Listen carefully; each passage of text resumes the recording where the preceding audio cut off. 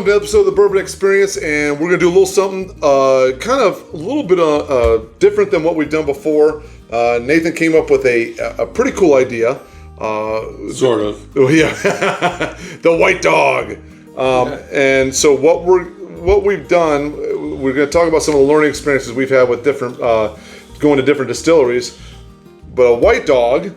Well, go ahead and chime in. You tell us. So if you're unaware, white dog is the product that goes into making the whiskey or the bourbon or whatever neutral spirit you want to do, that comes out of the brewing vessel before it goes and comes out of the fermentation and then goes through distilling.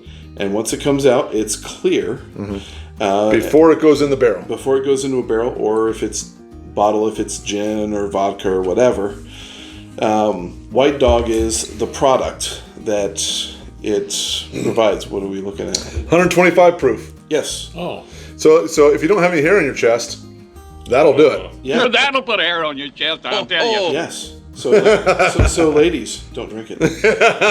So this is what comes off of the still. And they break it out into hearts, hearts, and tails. Yeah. And preferably, your end product of what you're putting into the barrel is vast majority of it is the hearts. Mm-hmm. Maybe a little bit of the tails. You're dumping the heads. And if you don't know what those are, go back and check out our video with M&O Spirit, our M&O tour, and you'll get a really good idea of what head, hearts, and tails mean. But okay. So when we were doing a tour of Angel's Envy, oddly enough, that was a really interesting tour. From at one point we went up, and I can't remember where they have the hearts or the white dog. It was coming towards out. It was the second floor. It was spray. The high wines. So in their container of that was the high and low wines were coming out of. They were kind of highlighting, their own white dog. Mm-hmm. And what was really cool about their process was they actually had a bottle and a little hand sanitizer bottle of the white dog for us. Mm-hmm.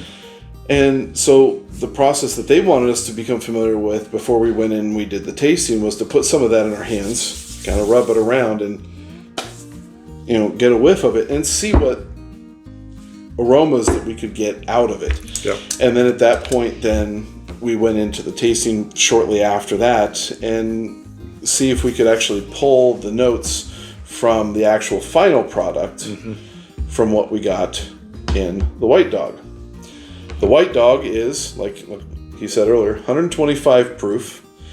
So it's exactly, at least this Buffalo Trace's white dog is 125 proof. So they go to the max possible allowable by law of what you can put into a barrel. And and they let it cook. Cook. So basically, what we're going to do now is we're going to kind of try that out with the Buffalo Trace Distillery. So we have ourselves a little bit of white dog here. Yeah. I assume we're going to do a little bit of a hand wash. Yeah, I think so. I think that's what we're going to do. A sip, do that again, and then do another sip. Sounds good. And then we're going to sip the bourbon, which in our glasses is the E.H. Taylor. And the reason we have these ones is so Buffalo Trace has a different mash bill. And this is mash bill 1. And so the one that covers is the Eagle Rare, Buffalo Trace, E.H. Taylor, and Stag. Stag in the Benchmark series. And the Benchmark. And there may be just some ran others. out of Stag. Right. Yeah. I wish. Right. So we're going to kind of mimic this the whole process and to see if we can actually grab this. Most of the flavor, 90% of the flavor comes from the barrel. White dogs, most places are going to get a sour white dog because they tend to use a sour mash process, or they'll use a process where they're just bringing in they run the grains from the actual brewing process through the fermentation process and then into the distilling process. So there will be a bit of a sour note to these. White dogs typically don't taste very good. Yeah. Where's the one white dog that we've had that we were like, whoa? M&O Spirits. The white dog there was. I would buy a bottle of that. Yeah, that was. So maybe that's what we should have done. We should have done it with a white dog with M&O Spirits. I was thinking just jumping in the tank. And scuba diving. That's a good point. It was so good. Now we gonna wash with this first, or are we gonna do a sip first? So Yeah, just do and it's got a real funk to it. Yep. Yeah. You know. Yeah. It's not a terribly pleasant smell. It is what it is. I mean, if that's what you're getting yourself into, it's not that. Well, and these master distillers will sit there and smell this and be like, okay, this is exactly what I want, because when I put this into the barrel and I put it in there for 10 years and I put it in this particular rick house on this level, I'm going to get Eagle Rare. Yeah. You know, these guys are super at what they do. Yeah. You know, it has legs. It does. It's oily. I know. Yeah. So. All right, so let's have a sip. Boy, those legs are real thin, though. I mean, there's not much to them. So yeah, I mean, very grain forward, but that's what you're going to get with this. You're going to get a lot of corn. I get a ton of corn in that. Yeah. You know, maybe a little bit of barley and some rye. This is I think their low rye mash. Yeah. So we don't know. Like, they don't give it out there, but that's what people have. But it's typically assumed that this is about topping out at 10 to 12% on the rye mash. And it's at 125 proof. It's got a little bit of bite at the end. It's got a bit of a fastball to it. Yeah, at the end it does. You know, but it's I can see. Are you going to do anything with that bottle after we get done with this? Or are you going to do something special with it? I'll probably figure something else to do out with it. Chug it. No. Go out and buy some staves or something like that. And I don't know. It might end up being a feature on What's in the Glass someday. Well, that's not very nice. Yeah, you know, it's definitely not something that I'm going to sit back and have a nice little sip and enjoy, right? No, there's no way. I think there's something wrong with you. Yeah. I mean, you know, unless you're looking on to get a little verschnickered for just for the percentage. Yeah. Right. Yeah. So just hit your hand up a little bit. Just give that a good old puff. Wow. Do you know what I smell? What do you smell? My first thing was Eagle Rare. Yeah, I can see where you can get the sweetness out of that. Like that grapes. You know. Yeah. Boy, and as that fades, that fades into kind of like this dusty wheat kind of aroma. Interesting. Okay. Yeah. So now we go back and have a sip of that. Now, yeah, just take a small little sip of it. And why would you do that? We did it once.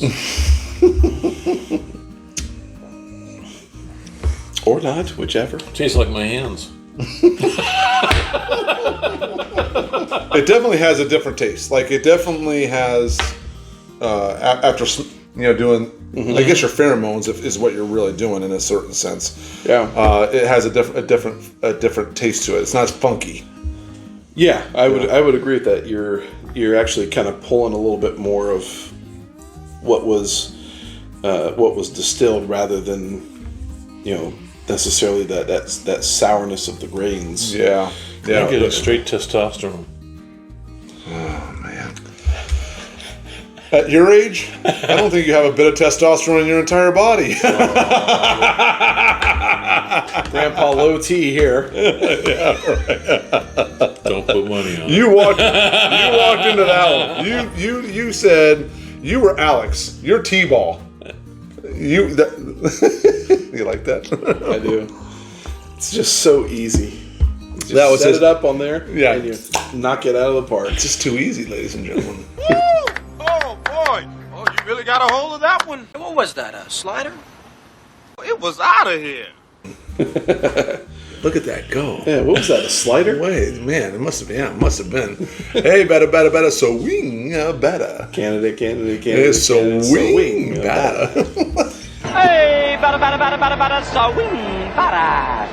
Hey, bada, swing butter. Kennedy, swing butter. You realize if we were playing by the rules, we'd be in gym class right now?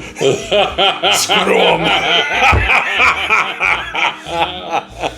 I'm sorry to hear about your brother. What are you sorry about? I'm the one that has to live with the trouser snake. The trouser snake. You heartless wench. You realize we're going to run out of room if we start quoting this movie, because I will We run. will go all day long for this Yes. movie. Okay, so right. so we have some E.H. Taylor here, which I haven't had E.H. Taylor for a couple months now. Yeah. I've been kind of holding on to that I've bottle. been holding on to mine too. Yeah, it is a unique bottle. So here we go, huh?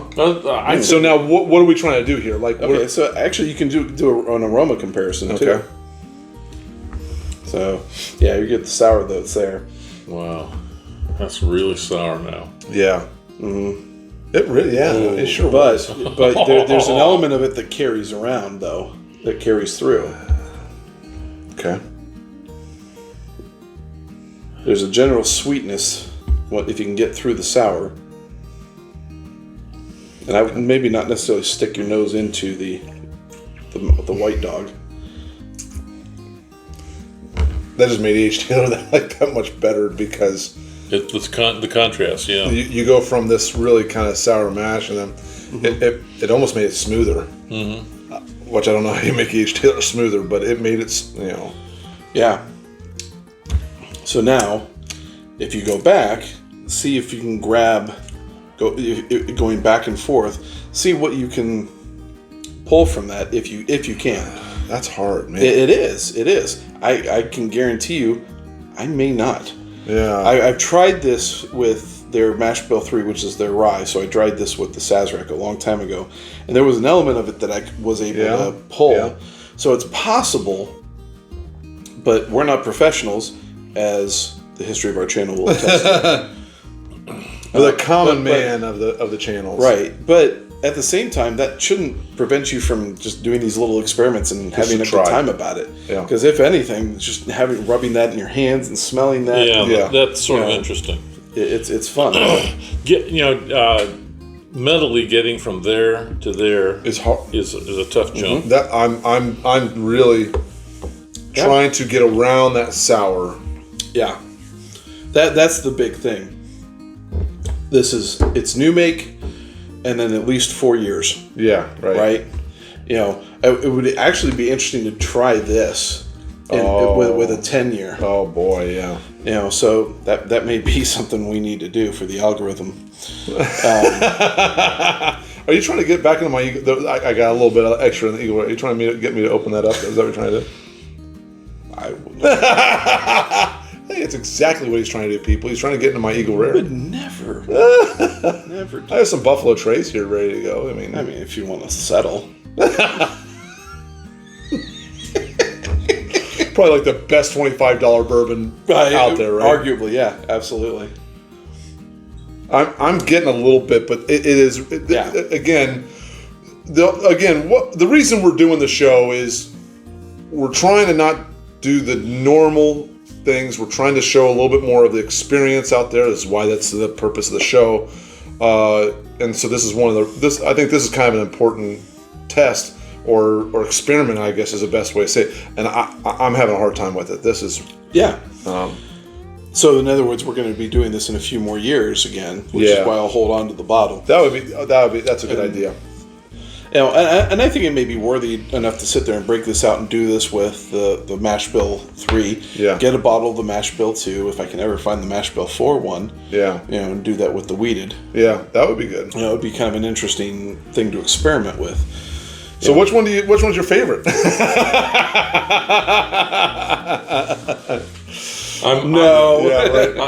like the white stuff. You can have it. Yeah. Right, which one's your favorite? What's interesting is this bottle makes these really classic, excellent bourbons. Yeah. And the process is neat. The process is really cool to kind of see what's going on there. And one of the other purposes that I found with it is you kind of get a glimpse of how somebody can sit there and go, "Yep, that's exactly what I need to make that. to make this. Yeah, Although that- I might call Heaven Hill and see if I can get a hold of some of their white dog they use from Elocorn. That would be Oh, hilarious. Oh my gosh. So, That would actually be a fun episode to film. but it would just be Mellocorn. Almost. I mean, Mellocorn is their white dog. Oh, so that Heaven Hill bottle up there was Mellocorn in a previous life? No. and you would do that? Why? To mess with you. All right. Well, this is a fun experience. Yeah. You know, I think that if that's something where you want to kind of take your drinking to, we do. We're this is the first time I've done this, so for me, It is fun. and I want to learn and get my palate and my nose to as close as I can get it to understanding these nodes and that and that, this, that, and the other. So this is a good experience to do, I think. So if you find it now, how much was that bottle? It wasn't. Oh, I think it was like $15. Yeah, so you're getting it's nothing much. You're not going to have a whole lot to sip on because it's not that pleasant. But if you're trying to compare with what that, then get yourself a bottle of Buffalo Trace and try to compare. Which I might do that here in a second. Right. That experiment cost you a grand total of $40. Yeah. Hey gang, thanks a lot for tuning in. We appreciate it. Hope you're having a good one. It's for all bourbon. We'll catch you on the next one.